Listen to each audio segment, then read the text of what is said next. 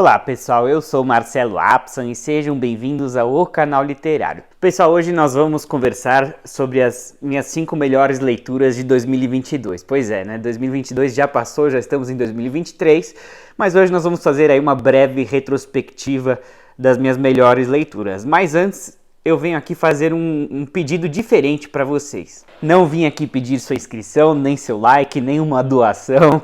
Na verdade, eu vim aqui fazer um convite gratuito. É óbvio que se você quiser se inscrever e deixar seu like, eu já agradeço desde já, é importante para o canal.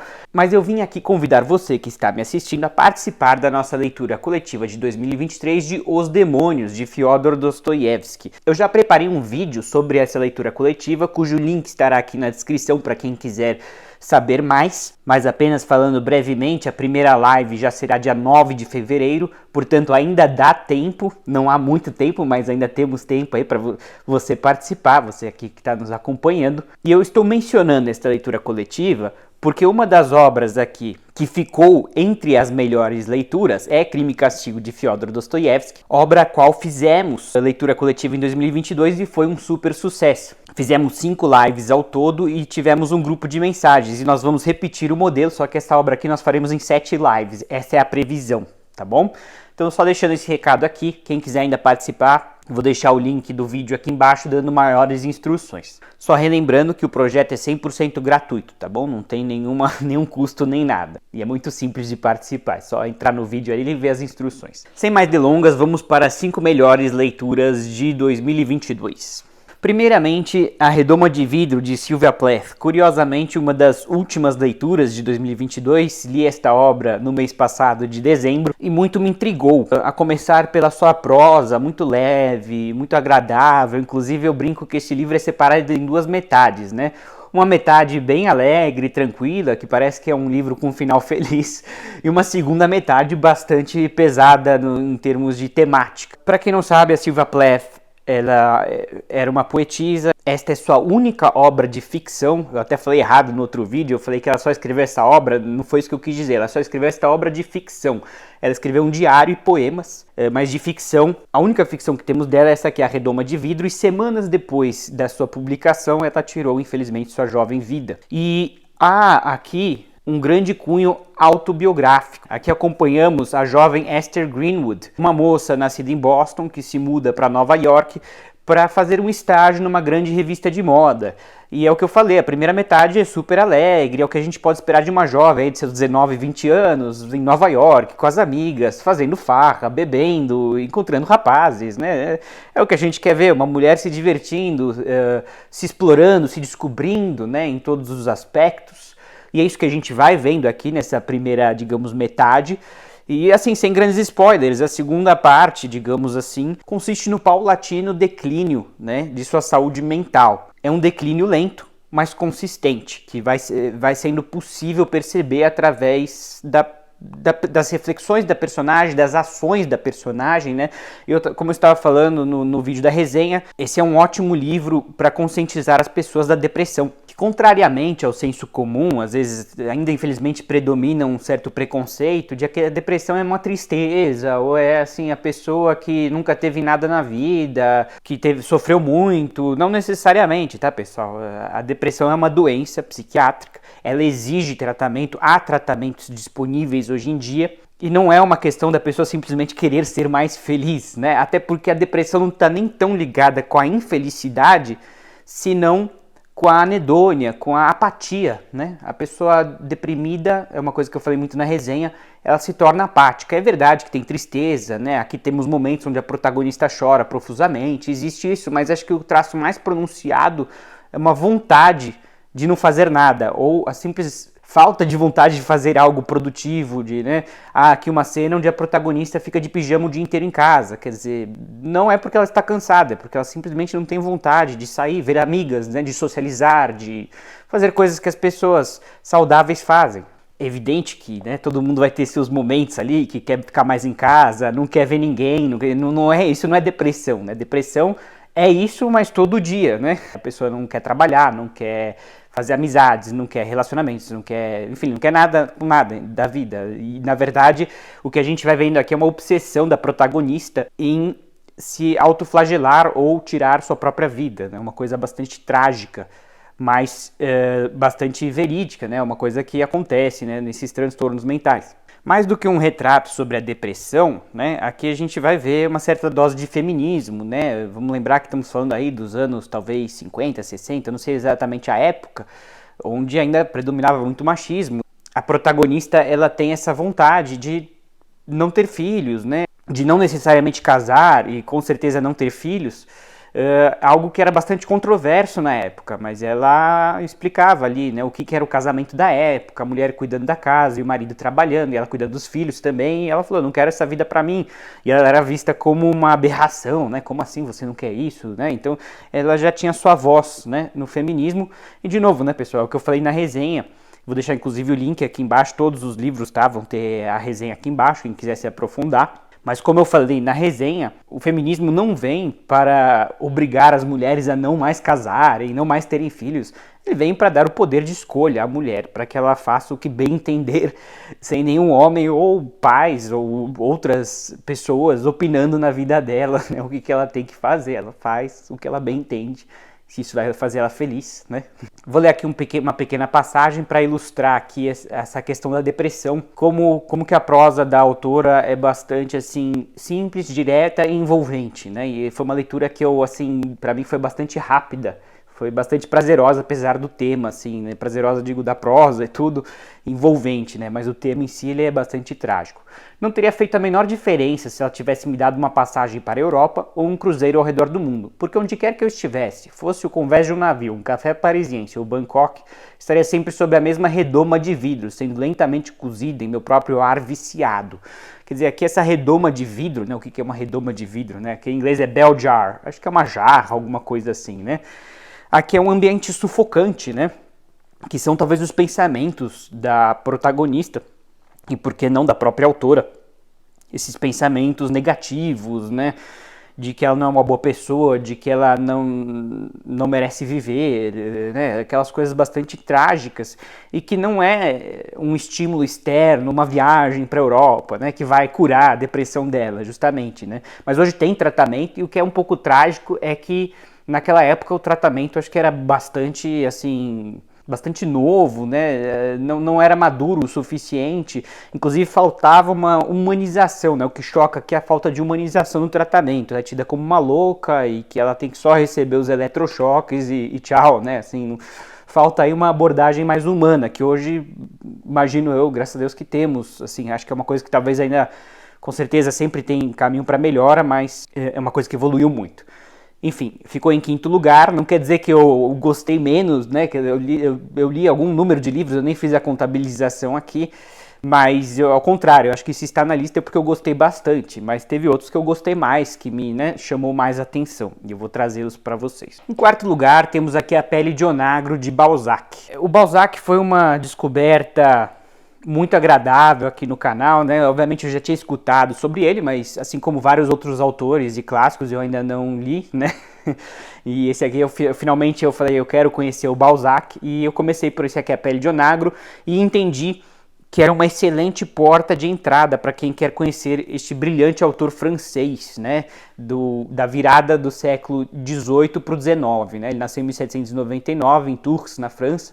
Faleceu jovem, né, com 50, 51 anos, alguma coisa assim, porque ele era um workaholic, pessoal. Ele quis realmente se dedicar à escrita. Tinha uma rotina destruidora de trabalhar 16 a 18 horas por dia, porque ele tinha esse sonho de ser um grande escritor. E nisso eu sempre falo, perdoe a minha repetição, mas talvez tenha muita gente nova aqui escutando pela primeira vez, ele criou o compêndio La Comédie Humaine, né, a comédia humana, aí de 90 obras entre romances e contos. E por que é um compêndio? Porque as personagens se repetem, né? São histórias diferentes, mas as personagens vão reaparecendo, né? E você pode começar, imagino eu, de qualquer lado, né? Você vai ver uma personagem que para você vai ser a primeira vez, aí você vai pegar um segundo livro, você vai rever aquela personagem.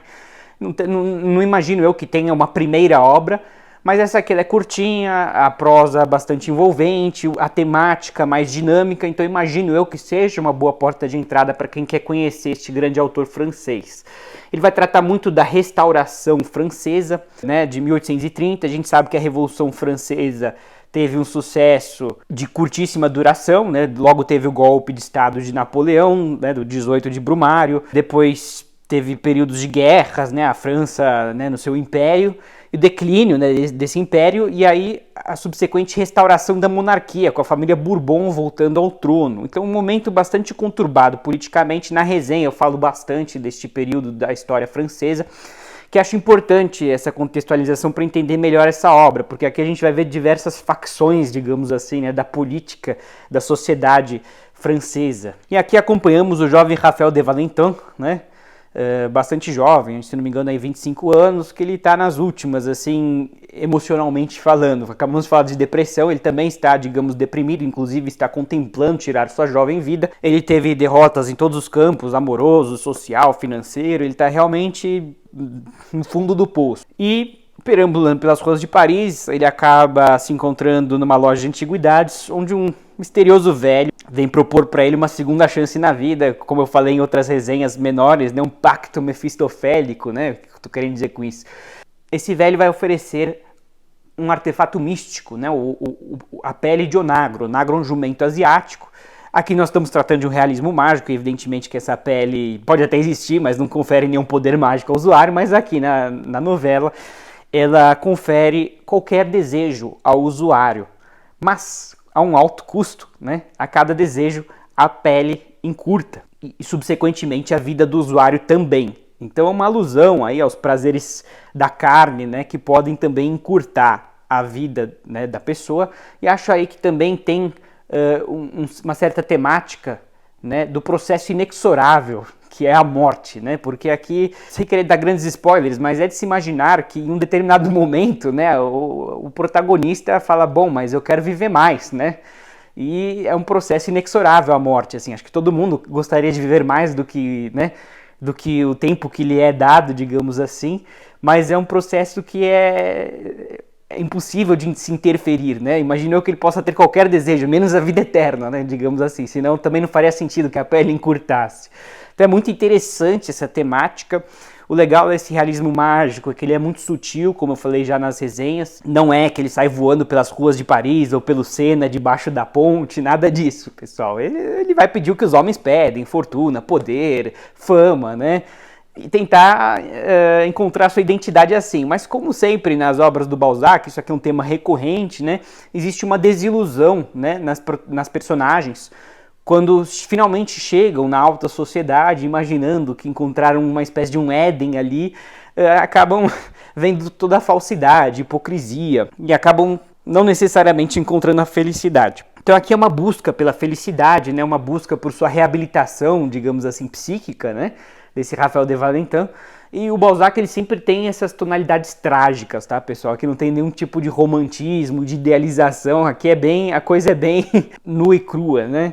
E é bem interessante mesmo, tá, pessoal? Ele trata muito bem dos sentimentos humanos, ele vai fazer um raio-x da sociedade francesa da época, né? Mas tudo isso com essa temática do realismo mágico, eu sempre digo que é salutar, né? Um tempero que adoça aí, né, a prosa, né, que deixa a prosa mais envolvente, mais interessante. E como disse o colega do Karl Marx, o Engels, ele aprendeu mais sobre sociedade francesa nas obras de Balzac do que nos livros de história e geografia. E por que não aprender essa história e geografia se divertindo um pouco com um realismo mágico, né? Então eu gostei muito, tanto é que eu já li A Mulher de 30 Anos e o Pai Goriot já está na lista de 23 e um dia, quem sabe, eu gostaria de encarar toda a comédia humana. Uma meta aí pra vida, né? Quem sabe? Pessoal, ousei trazer aqui também não ficção, né? Não sei se eu tô infringindo alguma regra tácita aqui, né, do canal. Eu tenho lido Freud, para quem não me conhece ainda, eu assim gosto muito de psicologia, psicanálise em particular.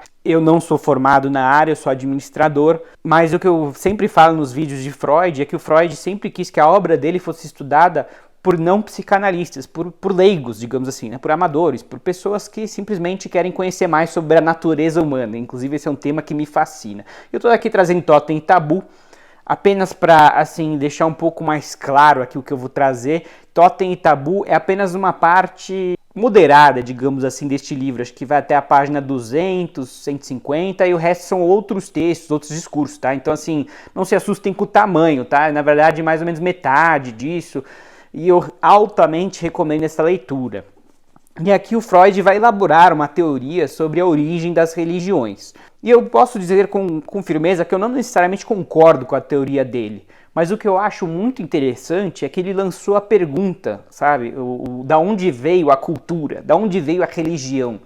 E é incrível o número de evidências que ele vai apresentar, no sentido de que existem diversos paralelos entre culturas tão heterogêneas, sei lá, você pega os aborígenes da Austrália e os índios da América do Sul, não sei, né? Você pode até falar que milhões de anos atrás era a Pangeia, era tudo uma coisa só, mas culturalmente falando é impossível você imaginar um tipo de comunicação entre eles. O que eu quero dizer com tudo isso é que existem paralelos entre culturas que com certeza não conseguiram se comunicar ou trocar informações. Então como é que existem esses paralelos? Deve ser porque temos bases, né, estruturas na psique humana, né, padrões de comportamento que se repetem nas mais diversas culturas, só que de formas variadas, né? Por exemplo, o complexo de Édipo, né? A idealização que a criança tem por sua mãe, né? Talvez até o que ele falou chocou muita gente, mas uma atração do filho pela mãe, né? A vontade de cometer o incesto, quer dizer, ele vai trazer coisas muito controversas, mas é interessante como ele vai abrir toda uma porta para estudos nessa área, né? Essa leitura me orientou em várias outras leituras que eu até posso trazer aqui no canal, é que essa aqui é em português. As outras que eu comecei a partir dele são todas em inglês. Eu evito trazer livros em inglês aqui pro canal, porque não são todos que falam inglês. Eu sempre tento, né, resenhar livros em português. Aqui eu vou trazer uma leitura em inglês também dentre as favoritas. Eu peço desculpa, se tivesse tradução eu com certeza traria a tradução. Mas enfim, voltando aqui, eu acho que foi uma leitura importantíssima no sentido de abrir um pouco a minha cabeça no sentido para novas possibilidades sobre a origem da cultura, né, no ser humano, da religião. A psicanálise está sempre tentando entender que é tudo uma simbologia, né, em todas as religiões, um salvador, uma ressurreição de um salvador, a figura divina, né. Se a gente olhar no politeísmo, os deuses eram sempre casais, né. O que são esses casais? Eles têm filhos também. Quem são esses casais? São os pais, né? São os filhos tentando projetar os pais divinos, digamos assim, né? Pai e mãe, né? Uma figura masculina e feminina. E os deuses têm inveja, ciúmes. Eles também estão tentando, de uma certa maneira, explicar o infortúnio que recai sobre o homem, os desastres naturais, como uma espécie de fúria divina. Você não se comportou, então, né, vai vir o castigo. Da onde que vem esse referencial? Vem da infância. Então Freud ele vai construir toda uma teoria aqui, né, da origem das religiões. Eu acho uma teoria um pouco arrojada, mas mais importante do que a resposta que ele está dando, eu acho que é a pergunta que ele está colocando. Da onde que veio tudo isso e as possibilidades, né, veio da nossa infância. A gente talvez lá atrás olhou para nós e tentou imaginar o que há ou não lá fora. Eu não venho aqui a fazer nenhum tipo de apologia nem ao teísmo, né, a crença em Deus, e nem ao ateísmo. O que eu venho aqui colocar é assim, o quanto que a cultura, né, a religião não é uma projeção de nós para fora, né? A gente olhar para dentro e tentar olhar para os céus ou para a terra e imaginar o que é que há aí, né? E várias leituras parecem apontar, né, nessa mesma direção do Freud, né? Várias outras teorias, vários outros psicanalistas que sucederam Freud. Então eu achei uma jornada interessantíssima, tá? Eu vou deixar a resenha aqui embaixo em 35 minutos, onde eu falei até acabar a voz aqui desse livro, que eu adorei. Eu altamente recomendo. Para quem não conhece ele ainda, talvez é melhor começar pelos 5 lições de psicanálise, o mal-estar na civilização. Eu vou deixar também as outras resenhas, tá? Para quem quiser conhecer. São uma das mais populares no canal, as mais pesquisadas, tá? Então é esse aqui ficou em terceiro lugar. Pessoal, em segundo lugar temos aqui Crime e Castigo de Fyodor Dostoiévski. Essa aqui foi minha segunda vez que eu li esta obra. A primeira vez foi antes do canal, já faz uns 5, 6 anos, mas eu ainda lembrava bastante do enredo. E é curioso como foi talvez a minha primeira grande releitura que eu fiz. Eu assim já reli alguns clássicos, tá? Não foi minha primeira releitura na vida, mas foi minha primeira releitura trabalhada, né? Eu queria comentar um pouco como isso foi positivo. Primeiramente, essa releitura foi feita em leitura coletiva, né? Então já foi em si uma experiência mais enriquecedora, assim, né, em termos de perspectivas. Por isso até que eu insisto que vocês participem, quem puder, da leitura coletiva este ano de Os Demônios, porque aqui na De Crime e Castigo nós tivemos esse grupo de mensagens, então trocamos nossas impressões sobre o livro, né, sobre essa grande obra do Dostoiévski. Nós fizemos as lives onde interagimos ao vivo, né, então foi assim, uma releitura muito poderosa, eu diria, tá, pessoal? E aqui, para quem não conhece a história, vamos tratar aqui de um jovem estudante de direito, Raskolnikov, esse é o seu nome curto, o nome completo, se eu não me engano, é Rodion Romanovich Raskolnikov. Os nomes em russo são bastante complexos e muitas vezes eles têm mais de um nome, tá, pessoal? Vão se acostumando. E este jovem estudante de direito, ele tem algum tipo de esquizofrenia, assim, ele é bastante obsessivo nos pensamentos e ele começa a raciocinar. Ele tá num bar, escuta uma conversa, né, de uns estudantes criticando aí uma velha agiota daquele tipo, onde emprestavam dinheiro, né, a troca de um penhor, um relógio, alguma coisa assim. Se a pessoa não pagasse, ela ficava com o penhor. Então eles criticando ela, que ela já tinha muito dinheiro, e que ela não precisava de tudo isso, e que ela estava explorando os mais pobres. E ele começa a entrar num raciocínio nihilista, utilitarianista, se é que se pode dizer assim. Eu não sou formado em filosofia, estou dando aqui a minha perspectiva, né? O nihilismo parte da crença que os valores morais são relativos, são uma construção social do homem, e nisso ele começa a entrar no raciocínio utilitarianista no sentido de que ele começa a calcular o valor da vida dessa velha. Ele fala assim, ela não vale nenhuma barata. Se ela fosse embora amanhã, ia ser um bem para a humanidade. E todo o dinheiro que ela tem, eu poderia pegar, né, num esquema homicida Robin Hoodiano, tirar o espólio todo dela e distribuir para os pobres. Eu não vou pegar para mim, eu sou um homem de bem, né, digamos assim. Ele assim raciocinou. E ele vai cometer este duplo assassinato. Digo duplo porque também vai ter outra personagem que também será assassinada. Aqui eu estou falando nas primeiras páginas. Você pode até se perguntar, poxa, ele vai matar essas duas pessoas, e aí? Já não foi todo o livro embora? Não. É aí que começa o livro, porque este foi o crime, mas o castigo vai ser todo esse mundo psicológico dele, como vai se embaralhar, né? Ele estava imaginando que ele ia cometer este crime, ia pegar os espólios, ia dividir, e ele fez um bem para a humanidade. Só que o que ele não percebeu é que ele era um ser humano, que tinha um coração, e a culpa vai atormentar ele, não só atormentar, mas vai somatizar ele. Aqui eu diria que esse aqui é um romance mais do que psicológico, ele é psiquiátrico, né? No sentido de que o Raskolnikov começa a ficar extremamente doente, e ninguém sabe o que aconteceu para ele ficar tão doente. Ele começa a ter febre, delírios, né? E tem, evidentemente, vários elementos psicológicos, tem sonhos, tem uma série de coisas. Mas mais do que um romance psicológico, psiquiátrico, nós temos aí um verdadeiro retrato, né, do baixo clero, digamos assim, da sociedade russa. A gente vai ver um funcionário público alcoólatra, né, inveterado, no sentido de que ele é extremamente pobre, né, ele é casado com uma mulher e tem filhos pequenos, e tem uma filha maior, e ele vai pegar todo o dinheiro da família e gastar em bebidas. A filha maior vai se vender para prostituição. A esposa é tísica, então assim, de novo, também tem um tom muito trágico nas obras do Dostoiévski. De novo, ele é um dos pais do realismo, assim como Balzac. Ele quer mostrar a vida como ela era, né, assim, dura, né, cruel, especialmente com as pessoas pobres. Então ele vai mostrar muita pobreza, né, ele vai mostrar muito esse baixo clero da sociedade russa.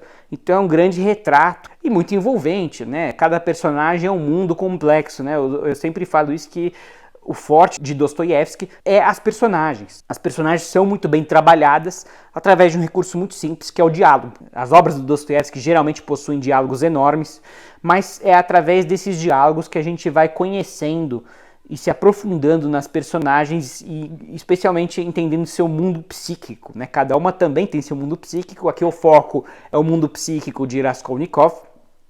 Ele vai ter um melhor amigo, Razumihin, a mãe e a irmã dele também fazem parte da história. A irmã quer casar com um cara muito rico, mas que é um canalha. Então tem aí várias subtramas. Essa aqui eu sempre falo que é um dos enredos mais dinâmicos, tá, de Dostoiévski. Você vai poder conhecer o estilo dele, né, psicológico, né, forte nesse aspecto, a profundidade nas personagens, tudo isso com um enredo muito dinâmico. Então eu altamente recomendo, para quem não se espantar aí com as 560 páginas, é uma excelente obra também para começar Dostoiévski, que inclusive foi a minha primeira. Eu tenho outras menores, né, para quem quiser assim começar mais leve, mas esse aqui ele tem um bom enredo, então eventualmente você nem vai perceber as 560 páginas. E tem as lives disponíveis, quem quiser tá no meu canal, tá? Quem quiser ler e acompanhar as lives, cada uma era mais ou menos 1 hora ali, a gente foi falando de cada parte do livro. E agora a gente vai ler os demônios, quem quiser ler com a gente está mais do que convidado, o vídeo vai estar aqui embaixo na descrição. Pessoal, já falei algumas vezes, mas repito, Isaac Bashevis Singer até hoje é o meu escritor favorito, e ele é um escritor judaico-polonês, sim, ele nasceu na Polônia, foi ganhador do Prêmio Nobel de Literatura em 1978. E de novo, né, ele é o meu favorito porque os temas dele ressoam muito comigo, tá, pessoal? Talvez, não sei se vai ressoar com você, é que eu sou judeu, e ele vai tratar muito assim desse mundo judaico, dos seus conflitos e dilemas. Então, para mim, tem uma significância especial. Eu acho que também vai ressoar, eu sempre falo isso, os temas dele são universais, mas ele é o meu favorito. Ele talvez não seja o seu favorito, mas eu não tenho dúvida que judia ou não judia, a pessoa vai gostar do Singer. Não tem como não gostar dele, porque os temas dele são universais, tá? E aqui, assim, ele também é sempre interessante, mesmo para quem, especialmente talvez para quem não é judeu, porque vai conhecer um pouquinho mais da história dos judeus na Europa, né? Aqui ele vai tratar muito daquela vila idílica, né? Que a gente chama de shtetl, né? Uma comunidade isolada, literalmente isolada do mundo, onde os judeus vivem em comunidade e é uma comunidade autossuficiente, produz sua própria carne, tem suas próprias escolas, cada um tem uma função nessa sociedade fechada, né, e não são permitidos estrangeiros, digamos assim, né, uma ilha mesmo, né, uma comunidade insular, mas que uma brecha vai se abrir, e essa brecha se chama iluminismo, e tiveram vários judeus proeminentes nessa área, particularmente um tal de Moisés Mendelssohn, que foi aí um dos pioneiros, né, no iluminismo, que buscava reconciliar religião e ciência. Evidentemente que esse iluminismo foi visto com muito ceticismo, se não com uma alta dose de inimizade pelos rabinos. Eles viam aquilo como uma ameaça à religião como um todo. Só que o avanço do iluminismo é um processo também inexorável, no sentido de que é impossível de pará-lo. Então a gente vai acompanhar aqui várias histórias de judeus que saíram desse shtetl e foram para cidades grandes, fizeram universidades e abandonaram quase que completamente suas tradições, se não completamente. Temos aqui até judeus conversos para outras religiões, para serem mais aceitos socialmente. O antissemitismo é um tema muito presente aqui, né, que o judeu sempre foi relegado a um cidadão de segunda ou terceira categoria, mas com o iluminismo, de uma certa maneira, o judeu foi ganhando destaque na sociedade, né? Onde antes ele tinha severas restrições, ele não podia ter propriedades, ele não podia exercer uma série de atividades, cargos públicos, mas aos poucos essas restrições foram sendo levantadas. Então, junto com o iluminismo, os judeus foram se integrando na sociedade maior. E aqui a gente vai acompanhar justamente um desses judeus, Kalman Jacobi, praticamente um Bildungsroman, né, no sentido de que as personagens começam razoavelmente jovens, esse Kalman já com seus 30 e poucos, 40 anos, né? E vai até a velhice, assim, né, até a maturidade. Então é por isso que ele tem aqui 800 e poucas páginas, por isso que eu gosto aqui do Singer, desse romance. Isso aqui é um romance com todas as letras, porque cada personagem vai envelhecer. A gente vai acompanhar a juventude da personagem até o fim de seus dias, assim. Então é sensacional. Esse Kalman Jacobi, ele começa como um judeu simples, que assim possui aí algum tipo de renda, faz negócios, mas ele vai ascender socialmente, ele vai começar a fazer mais e mais negócios e vai enriquecer muito e se tornar uma pessoa importante ali no mundo do comércio, dos negócios, rico, né, e poderoso até. Mas o que é legal do Singer é que tem esse tom trágico, né, realista, tão presente nas obras de Balzac e Dostoiévski, que ao contrário do que se possa esperar, a riqueza só vai trazer problemas e infelicidades para ele. Uma certeza da obra é essa, a infelicidade. As personagens estão sempre tentando mudar as suas situações, seja através de uma faculdade, através de um projeto de vida, um novo amor, um novo romance, agora eu vou mudar de vida. Vários e vários eventos inusitados ocorrem com as personagens, todos, obviamente, buscando o seu bem maior, mas só encontram desgraça e infelicidade. Então é bastante dramático, é muito existencial, por isso que eu amo essa obra. Cada personagem tem o seu mundo, as suas perguntas sobre o mundo, os seus dilemas. Então, por isso que eu estou colocando aqui em primeiro lugar. Eu simplesmente amo essa obra. Ela foi traduzida aqui no Brasil, se eu não me engano, em 1956, pessoal.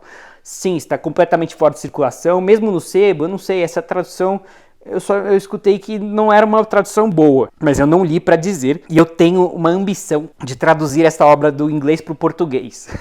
Sim, eu até falei, vou deixar um vídeo aqui onde eu falo mais sobre isso, sobre essa obra, porque aqui tem muitos elementos judaicos, né? E para quem não conhece, pode ser um pouco desafiador, né? Tentar entender tudo que está se passando. Até mesmo na versão em inglês eu achei pobre em notas de rodapé. E na minha tradução eu queria muito explicar esses elementos para o leitor, até mesmo para o leitor judeu, mas talvez não observante, que não vai conhecer todos os aspectos que estão aqui descritos, né? Tem obras da tradição oral judaica, né? E que pelo nome a pessoa não vai entender do que se trata, né? Vários rituais são descritos aqui, é um banho de cultura judaica. Mas ele vai se focar muito assim, né, no iluminismo, né? As personagens vão mudar muito de vida, de localidade, né? É um tema constante aqui, a emigração dos judeus poloneses, né, em meio à guerra, para os Estados Unidos, e também eles estão entendendo que estão indo para a terra das oportunidades, os Estados Unidos, mas eles só falam russo ou polonês, não falam inglês. Eles vão pegar empregos de terceira categoria, então eles vão ter uma vida muito dura, né? E eles estão sempre almejando aquele bem maior, mas a realidade sempre dá um tapa na cara das pessoas. Então é bem dramático. Eu falo que os enredos aqui do Singer são tipo Netflix, são muito envolventes. E eu gosto desses dramas existenciais, né? Aqui temos vários rabinos que eram rabinos religiosos e de repente viraram médicos, outras profissões e abandonaram quase que completamente suas tradições em meio a muitos questionamentos, né? A evolução, X religião, muitas coisas aqui, muitos dilemas existenciais são descritos aqui. Mas existe também um quê de um saudosismo, né? Onde as personagens, por mais que querem abandonar as tradições, eles se sentem judeus, se sentem inclusive excluídos do mundo, muitas vezes por causa do antissemitismo. Então, em resposta a isso, eles às vezes querem regressar à comunidade. Então, eles estão sempre nessas tensões, assim, né? Estão sempre buscando um equilíbrio, e é complicado achar este equilíbrio. Isso vai refletir muito a vida pessoal do próprio autor, que teve uma vida pessoal bastante movimentada. Ele teve várias amantes. Ele era de uma família racídica, né? Ou seja, bastante religiosa, e ele acabou se tornando não religioso. Então, muitas vezes, o que a gente vai vendo nas personagens são caminhos que o próprio autor percorreu, inclusive o caminho da Polônia até os Estados Unidos, onde ele viveu entre Nova York e Miami, falecendo em 1991. Né? Ele nasceu em 1904, faleceu em 1991, viveu aí 86 ou 87 anos, né? Não sei se ele chegou a completar o aniversário. Ele foi ganhador do Prêmio Nobel. E eu adoraria trazer essa obra para o português. Eu já li várias obras dele, até agora essa aqui é a número 1, né?